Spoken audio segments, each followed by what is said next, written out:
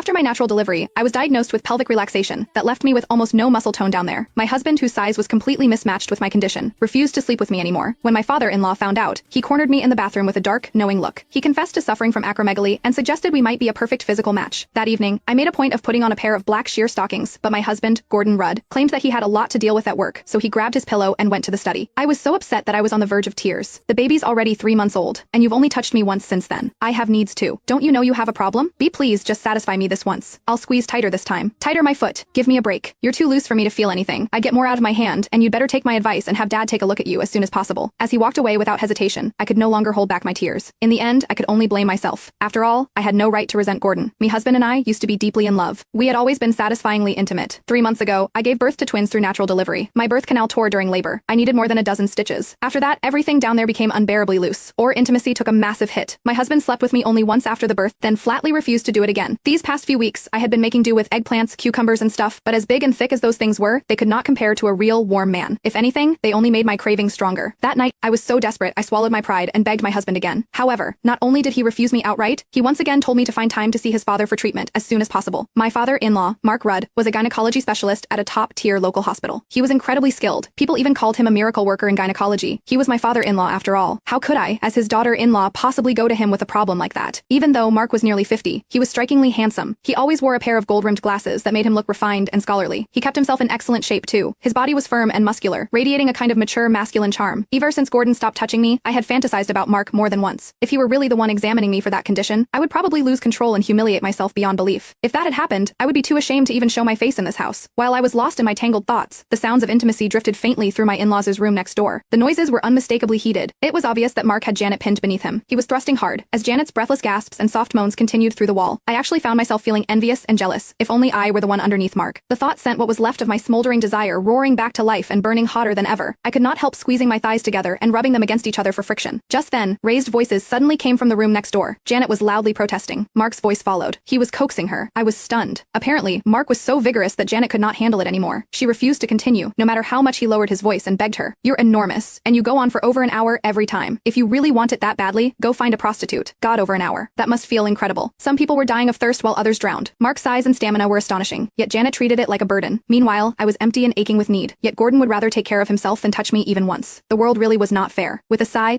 I climbed out of bed and padded miserably to the guest bathroom in the living room. Standing in front of the mirror, I looked at myself. My skin was fair and smooth. I had a body with curves that turned heads. Anyone who saw me would call me a beauty. Yet, despite my perfect appearance, my husband paid no attention. I was left to rely on myself. I stood in front of the mirror, lifted one leg, and bit my lip. I started pleasuring myself. When Janet had suggested that Mark find a prostitute, I wished I could just rush in and